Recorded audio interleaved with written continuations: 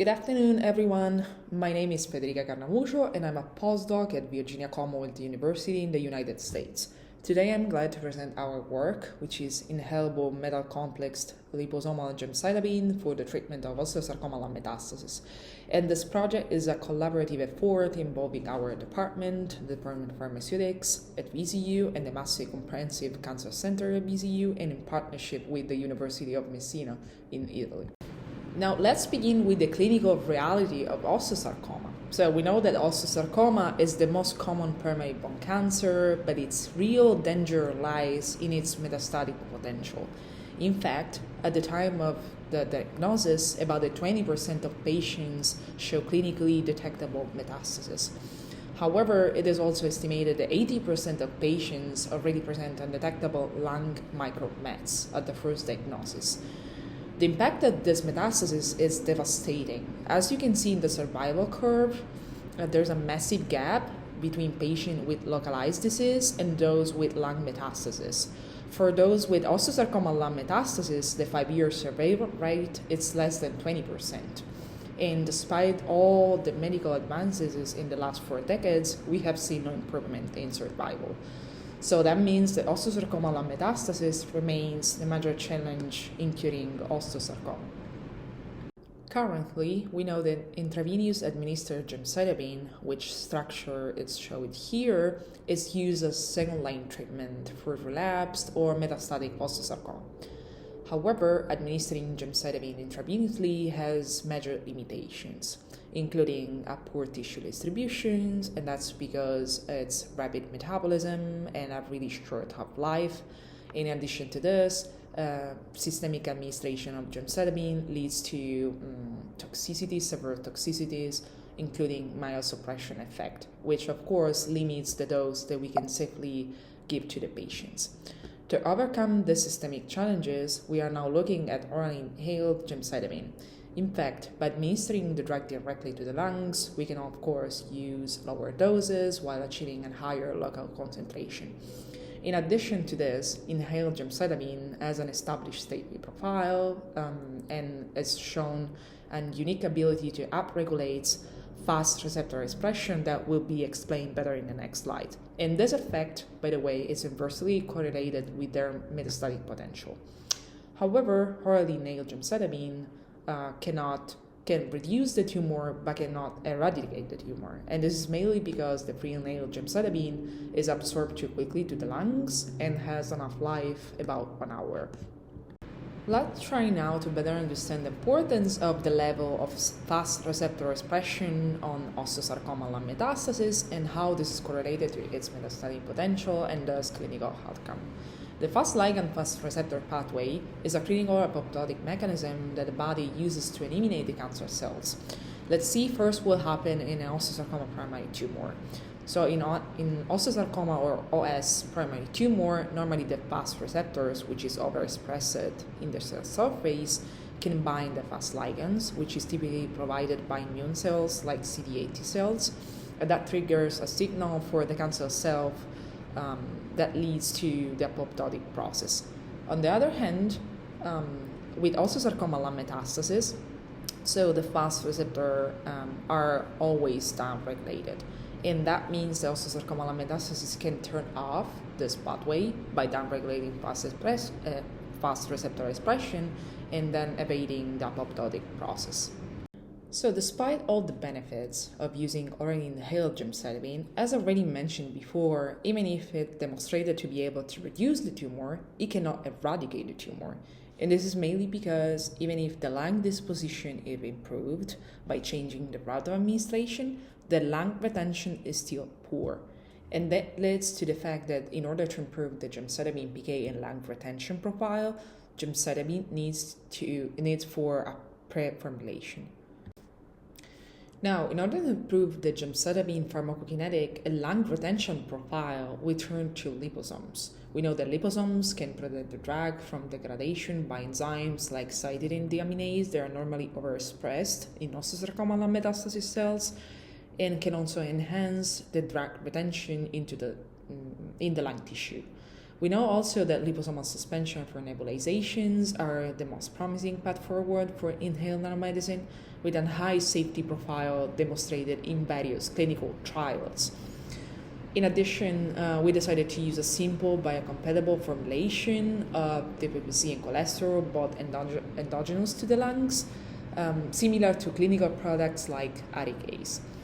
Now, the problem is, of course, there are several liposomal gemcitabine formulations in the literature, but all of them suffer from a really poor physical stability, with a GMT gemcitabine leaking as a function of time and a poor drug loading. So all these assumptions lead directly to the goal of our study, that was making a liposomal formulation of gemcitabine that can safely enhance treatment outcomes in osteosarcoma metastases when locally administered to the lungs. But actually, the real innovation of our work is the addition of a metalcation, which is manganese 2, in our formulation. So we know that macrophages, which are the main components in the tumor microenvironment of osteosarcoma metastases, exhibit a broad spectrum of functional phenotypes rather than just a discrete population. In the tumor microenvironment of osteosarcoma metastases, macrophages are often more M2-like, meaning that they can promote tumor growth and chemo resistance. So actually, by using manganese 2, we can polarize those cells toward an M1-like phenotype so that we can transform them into pro-inflammatory anti-tumor agents that can recruit T cells and induce cancer cell death. Actually, we also demonstrated that manganese 2 is not only an active compound that can be used against osteosarcoma metastases, but can also be used in order to improve the liposomal formulation, as it is able to interact with gemcitabine in aqueous solution, and this interaction can be used as a driving force to enhance the drug loading and the physical stability. So in our study, we started from a speciation study reported here with the aim of investigating first the strength of the interaction between gemcitabine and manganese in aqueous solution in order to select the best conditions of pH or drug-to-metal ratio to maximize this interaction. And thus optimized conditions, there were a pH of 7.4 and a 1:1 drug-to-metal ratio were then applied to produce our liposomal formulation.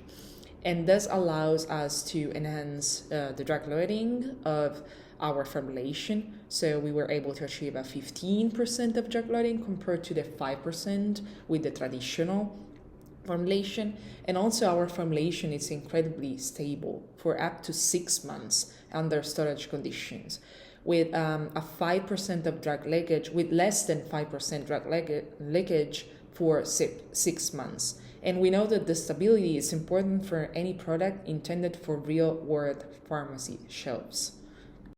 We initially prepared our liposomal formulation by using a benchtop method that was thin film hydration method, followed by extrusion to ensure that all the nanoparticles were in the perfect size, meaning in our case less than 200 nanometers. Then we moved to a GMP-ready continuous manufacturing approach by using microfluidic in combination with tangential flow filtration to ensure that our nanoparticles are reproducible and ready for future clinical scale-up processes. And as shown here, all the quality attributes were within the desired range, with a hydrodynamic diameter of 98 nanometers, so less than 200 nanometers, a polydispersity index of, or PDI, less than 0.2, and a drug loading higher than 5%. And of course, because this is an inhaled therapy, our formulation must survive the mechanical stress of a nebulizer. So we also tested the stability of a nebulization. And in order to do that, we used portable e-flow nebulizer, which is the same used by Arikase. After nebulization, our liposomal manganese gemcitabine formulation maintained its size, its PDI or polydispersity index, and the drug loading.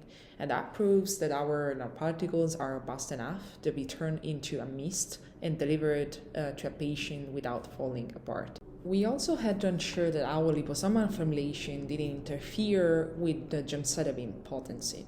So in our cytotoxicity tests on K7M2 osteosarcoma metastasis cells, the IC50 of liposomal manganese gemcitabine formulation was 2.2 nanometer, which is similar to the one of the free gemcitabine.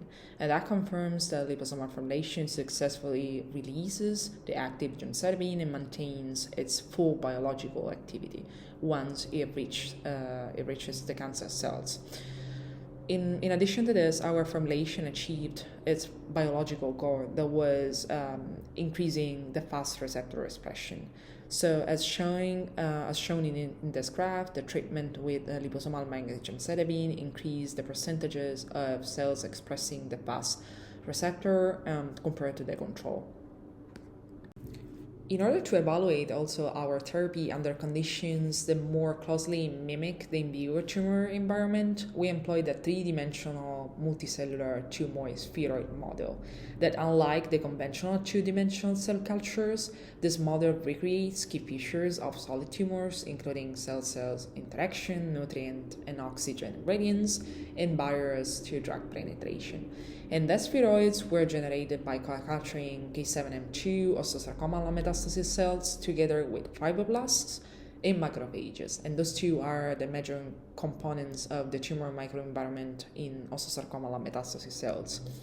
Using this more complex and physiologically relevant system, we observed that our formulation, our liposomal gemcitabine formulation, retained its therapeutic activity.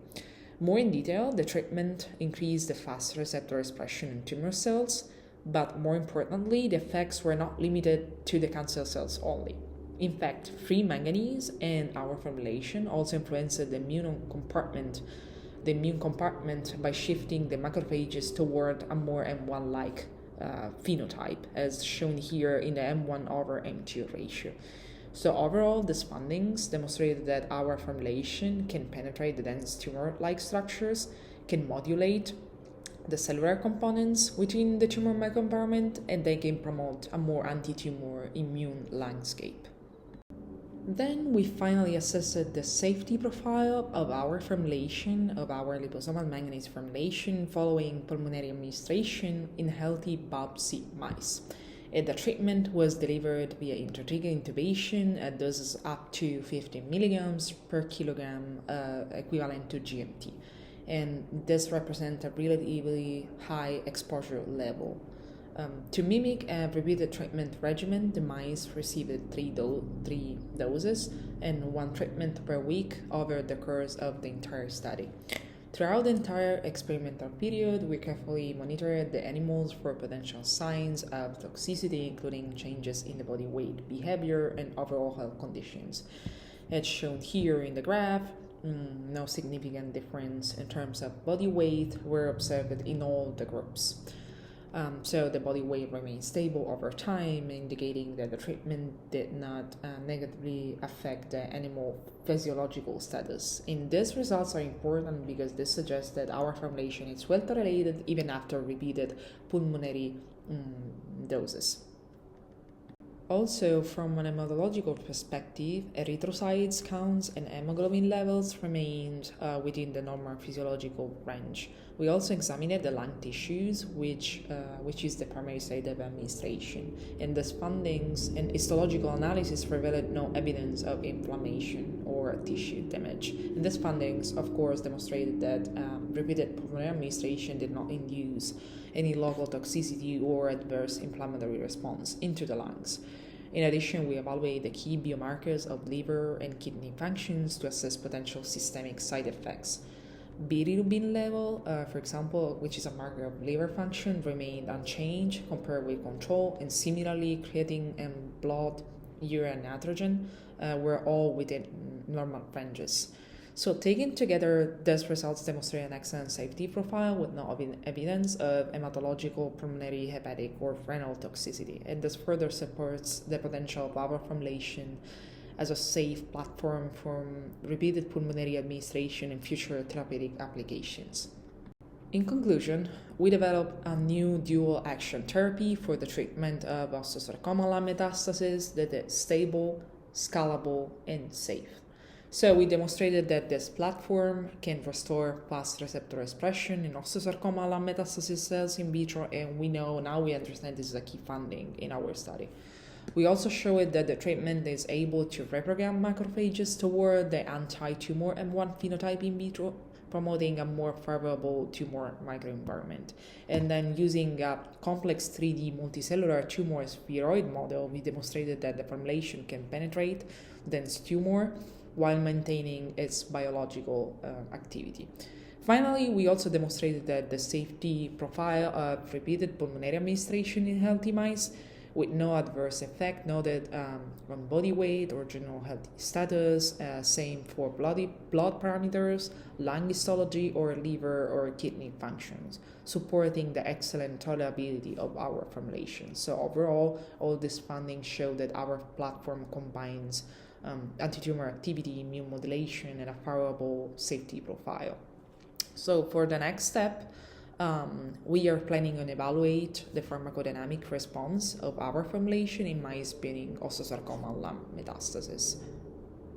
I really would like to thank the organizers of the International Conference on Materials Science and Nanotechnology for inviting me today, and I'm also grateful to my principal investigator, Dr. Sandra Dahosha, for his continued guidance, support, and mentorship throughout all this project.